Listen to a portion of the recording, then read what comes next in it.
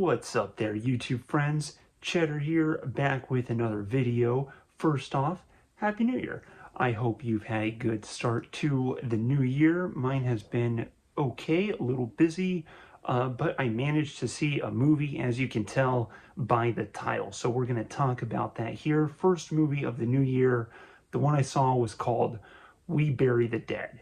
Quick side note, if you hear some sounds of Bluey in the background or some cats crunching food, you may hear some of that. But We Bury the Dead is a zombie survival movie that takes place in Australia or New Zealand, but they're basically the same place, right? So we're just going to count them as the same place. A zombie survival movie that takes place in Australia, New Zealand, and it is directed by a director named Zak Hilditch. I'm going to double check this. You didn't see this, okay? Zak Hilditch, okay? I have not heard of Zak Hilditch before, but I looked at his Wikipedia page, which I definitely don't have open right now, off to the side, and he's directed quite a few movies, right? This is like his 7th or 8th movie. I probably should have made note of that exactly, but it's not his first movie. This is, like his 6th or something. He's a little bit of an experienced director. I am going to keep this review, no spoilers, but if you want to know my score, you're going to have to stay till the end of the video. Nah, I'm just kidding. I'll tell you right now. I think the movie was okay. I think I would put it at a C. This one's a little tough to rate because I think there were lackluster things in the movie, and I think there were good things in the movie. So I'm a little bit in the middle. I'd say it's probably a solid C. At times I wanted to give it a C minus, and at times I wanted to give it a C plus. So I'm going to just settle on a C right now, and I don't think it'll change over time. I'm pretty set on that. Like I said, no spoilers. I'll just tell you a little bit about the plot. What's the movie about? Obviously, zombie survival movie. There's a zombie outbreak. It's in the movie, and a woman goes to search for her husband, right? That's the gist of the movie. That's the adventure. And so this woman meets some characters along the way, and she has a zombie adventure. And now we have cat aggro. So try not to pay attention to the cat and try to pay attention to the review. But I'll start with the positives. What did I like about this movie, right? The first thing I would say is the filmmaking. And this part also could be improved upon, but I still liked the filmmaking in this movie. And more specifically with that, I'm talking about the shots, I would say. I really like, there's so many good landscape shots and just surrounding area shots, wide area shots, and some of them look really amazing. It's super interesting, just the shots that show up in this movie and the scenic views that you get. I would say the scenic, this director Zak knew how to show the scenic Australia landscape in a kind of a fearsome way. At some points, the filmmaking felt perhaps amateurish. What I mean by that is there's a lot of almost J.J. Abrams lens flare glares in the movie, but they don't look pristine like the J.J. Abrams lens flares. There's so many glares that show up in this movie, and you already have the zombies glaring, you've got people glaring, and then you got screens and lights glaring in the movie, and it was a little obnoxious at points, but was a small complaint in mostly good-looking shots and good-looking lighting, especially even in characters that were in close quarters. I thought some of the intimate lighting was pretty good. It hit the mood that it needed to. The music I also liked in the movie, but there were some kind of random songs in there too that just seemed a little bit out of place and just kind of, sudden. It seemed to force a mood. I think that's what the songs were there to force a mood, and you definitely get the mood with the songs, but the songs just kind of you just start hearing this almost a rock song in the middle of the zombie apocalypse, and it's just kind of rock and roll time. But the ominous sounds, the ominous music, it could be a little overdone, but I think it was serviceable to the movie. It felt like it was producing a creepy feeling At times it could be much, but I think the music for the most part was okay. It was good. And I would say my third and biggest takeaway from this movie is at least one, maybe two unique scenes that I thought were pretty good. So that I really liked a specific scene in this movie that I can't talk about for spoilers, but it was an interesting and kind of heartfelt scene.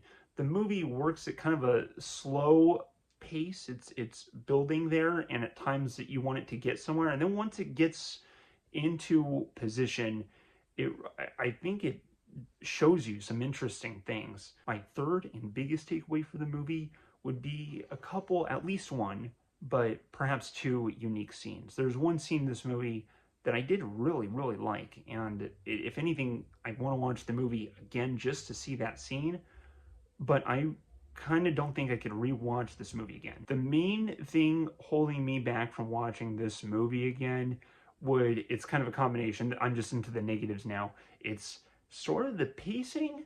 It's just a little slow in developing. It feels like it could give you some more information to kind of pull you in and get you going on the adventure, kind of lock you in because it feels like you're waiting for some of the movie, which I do like slow movies, but it just felt like you're waiting for more information.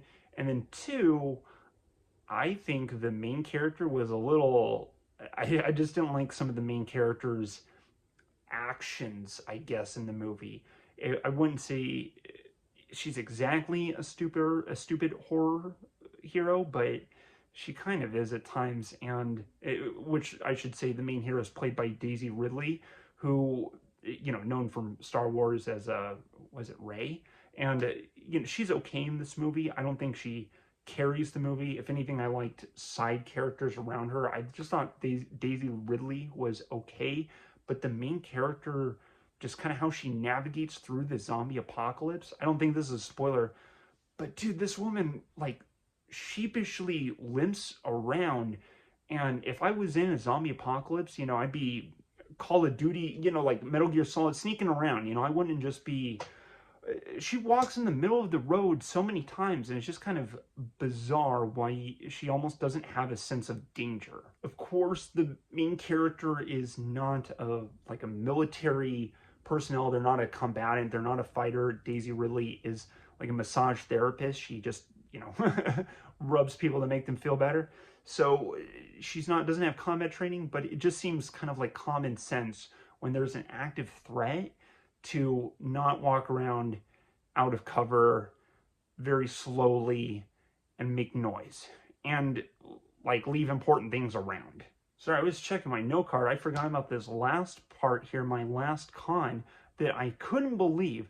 This movie steals a scene. This movie, maybe Zach didn't know, but there's a zombie movie that came out last year that I don't want to mention to not give you any spoilers, but there's a very unique scene in that zombie movie. And this movie steals it. I'll just tell you the movie. It's 28 years. Yeah, 20 years later. That movie had a scene in it that you wouldn't expect to see in a zombie movie. And this movie thinks it's a good idea to do the same thing, which was a little.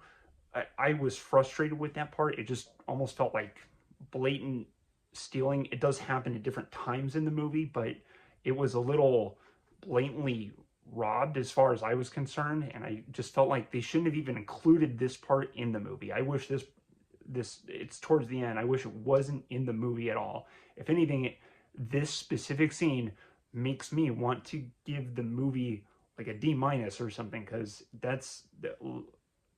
that was one of the most unique scenes of 28 Days Later, and you see in this movie. And it's, if you see 28 Days Later, like, hey, I've seen this before. So that kind of upset me. Oh yeah, and it's a horror movie, and I haven't talked about the scares or mostly lack thereof.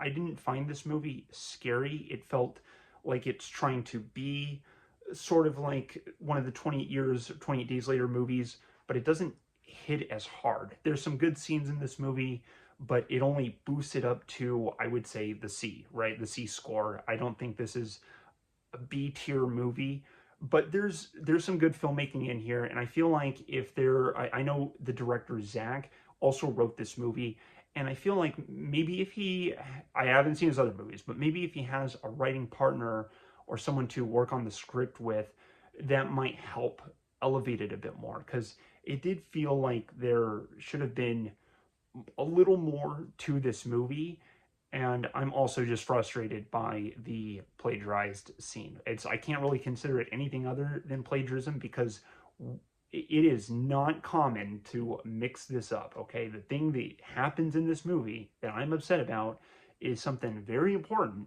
that happens in 28 years later, and it's just kind of baffling why they would even include it. You know, it would be, it's almost the equivalent of spoilers for Star Wars, what do you call it, Empire Strikes Back, but when Darth Vader is saying, Luke, I am your father, and then he freaks out, and then what if another movie just directly after, that's not Star Wars related, right, does that? It's like a sci-fi spin-off movie, and the villain goes, you know, Cheddar, I am your father. No, and they steal the scene. That's, you would say, wait a minute, ripping off Star Wars, and not just ripping off, but directly stealing. So I'm just trying to describe and hammer in why that frustrates me. And even so, I liked things enough to give the movie a C. I think the movie works. I just wish it didn't steal the scene. Perhaps I should grade it harder for that, but for the most part, the movie worked, and if you never saw 20 years later, then you won't be bothered by I was. So that's just my feelings on that. I'm so bothered by the plagiarizing. So conclusively, do I recommend this movie? I would say I'm a little neutral, right? I don't not recommend the movie. I don't think it's awful or bad. It just, I think, makes some missteps that hold it back, but the core of the movie is a decent movie. I think you get a decent movie that kind of makes some fatal flaws in a way that kind of seriously hold it back as far as my enjoyment goes. And I just wish it didn't make those mistakes exactly. But not a bad movie.